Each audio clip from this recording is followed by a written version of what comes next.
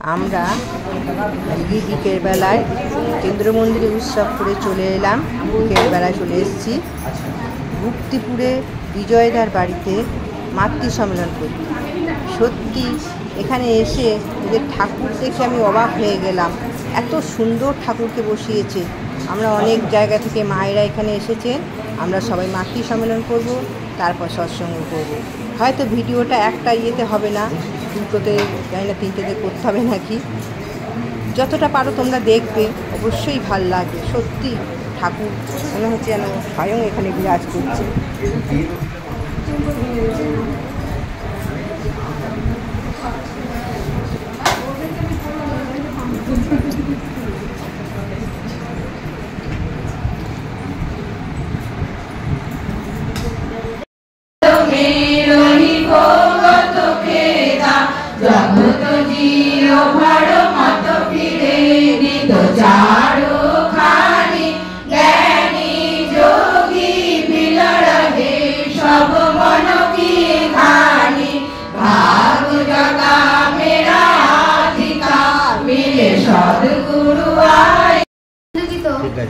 সত্যানুসরণ গ্রন্থ থেকে বাণী পাঠ।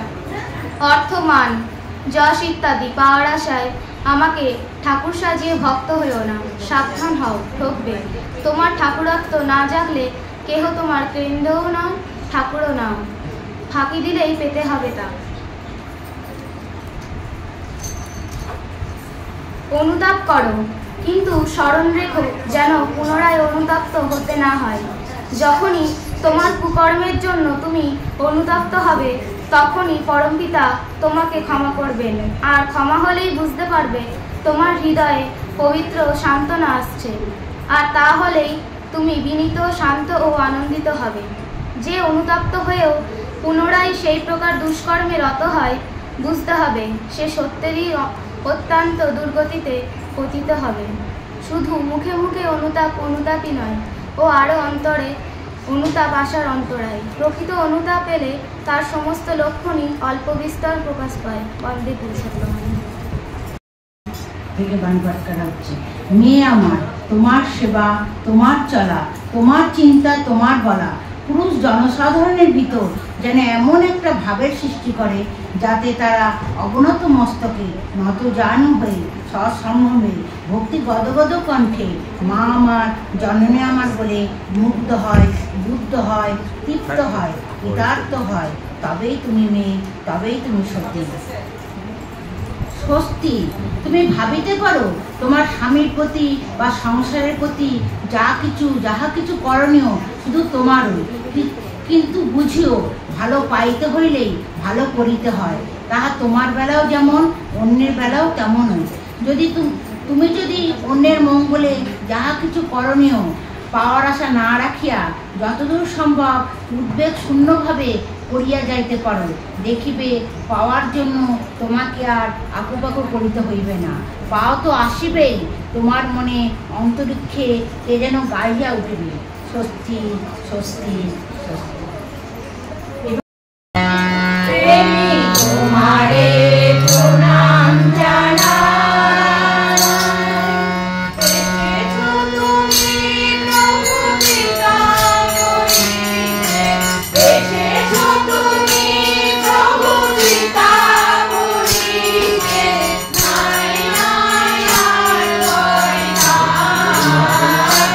Oh,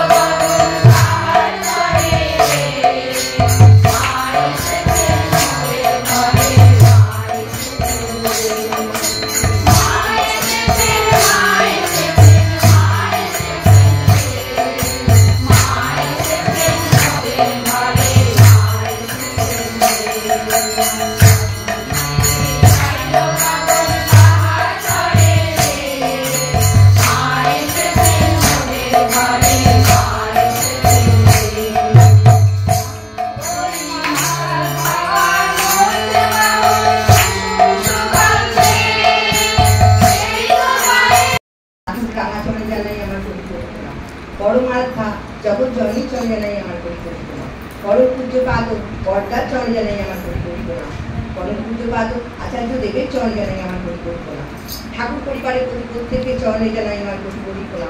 এখানে উপস্থিত ঋত্বিক দেবতাগণ এবং সকল মা ও দাদাদের যথাযথ প্রস্থানে জয় গুরু যাবেন, প্রণাম জয় গুরু যাবেন। আমরা খুব স্বীকৃতির ফলে পরপ্রেমের আশ্রয় পেয়েছি, আমাদের জীবনটাই ধন্য। আজকে আমাকে বলতে বলা হয়েছে পুরুষকে ইষ্টপ্রেমিক করার কথা। তা বর্তমান আচার্যদের বসে আছেন, সেখানে নিবেদন প্রণাম সমানে চলছে। একজন মা এসে বলছেন যে আমার স্বামী, আমি দীক্ষা নিয়েছি, আমার স্বামী দীক্ষা নিতে চাইছে না, ইষ্টপ্রেমী না, তা আমি কি করবো? বর্তমান আচার্য বলছেন তুই বলতে গেছিস কেন, তুই বলবি কেন? বর্তমান আচার্য বলছে তুই বলতে গেছিস কেন, তুই বলবি কেন? আমাদের জীবনের আমাদের বাড়ি ঘর তৈরি করতে গেলে পিলারের দরকার হয়। এই পিলার যদি না দেওয়া হয় বাড়িটা কি হবে, যে কোনো মুহূর্তে ধসে যাবে। সেই রকমই আমাদের জীবন চলনায় চলতে গেলে সঠিকভাবে তিনটি স্তম্ভের দরকার হয়, শিক্ষা, দীক্ষা, বিবাহ। শিক্ষা কি? সেই শিক্ষা যে ছোটবেলায় একটা ছাত্রকে স্কুলে ভর্তি করে দিলাম, স্কুলে, কলেজে, তারপর ইউনিভার্সিটিতে উচ্চতর শিক্ষায় তাকে শিক্ষিত করে তুললাম। ঠাকুর বলছে না, এই শিক্ষা সে শিক্ষা না। লেখাপড়ায় দর হলে শিক্ষা তারে কয় না, অভ্যাস ব্যবহার সংযত না হলে শিক্ষা তার কিছুই হয় না। তাহলে আমাদের ঠাকুর সেই শিক্ষার কথা বলেছেন যে এখানে আমাদের মানুষের মতো মানুষ হব, স্বভাব চরিত্র সব দিক থেকে মানুষের মতো মানুষ হয়ে উঠবে।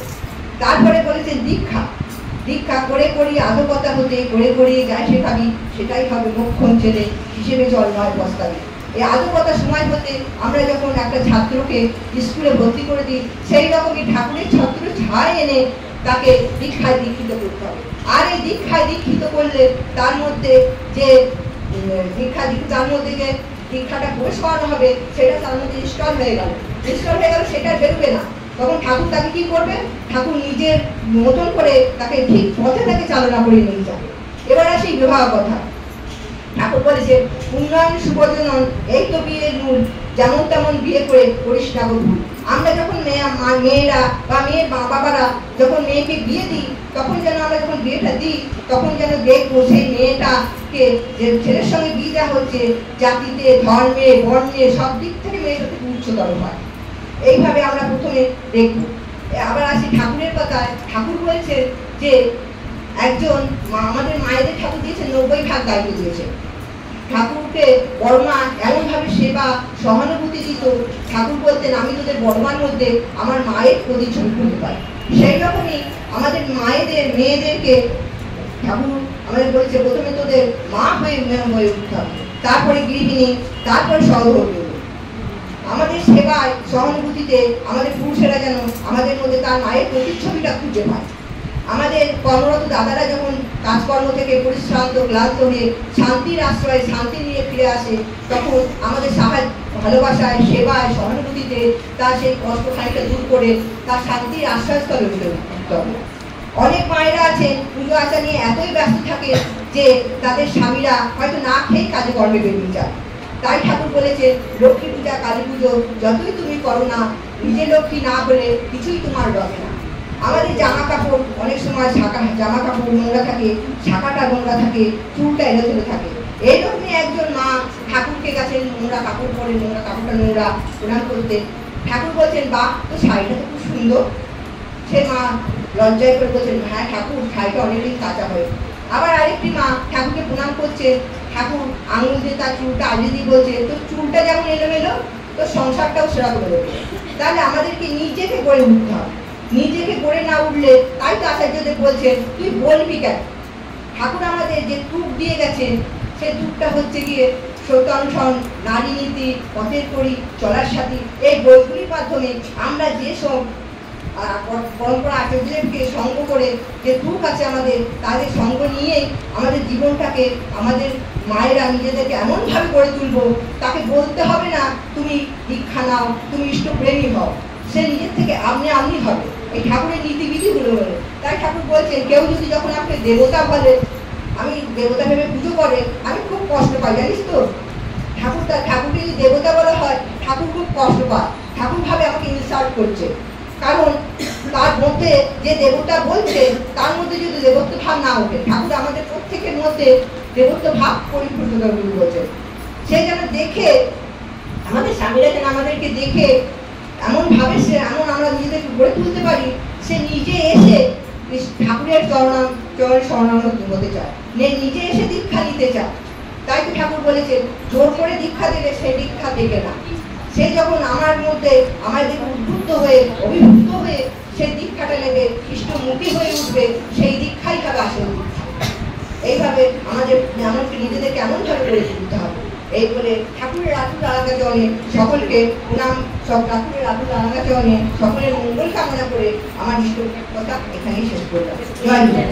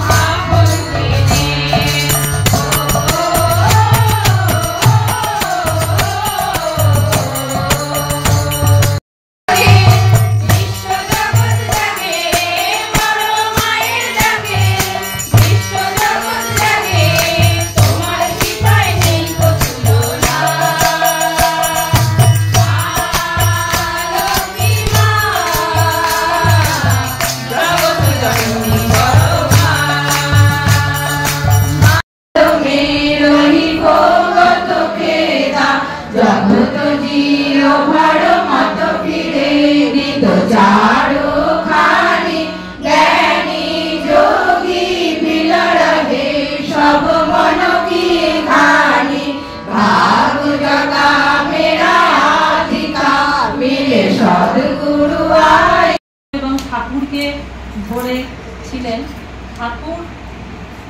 তো আমরা ছোটবেলা থেকেই দেখেছি যে আমার দাদু খুব ধার্মিক ছিলেন এবং আমার ঠাকুমাকেও দেখেছি এবং ঠাকুমাকে দেখে আমরা অনেক কিছু শিখেছি।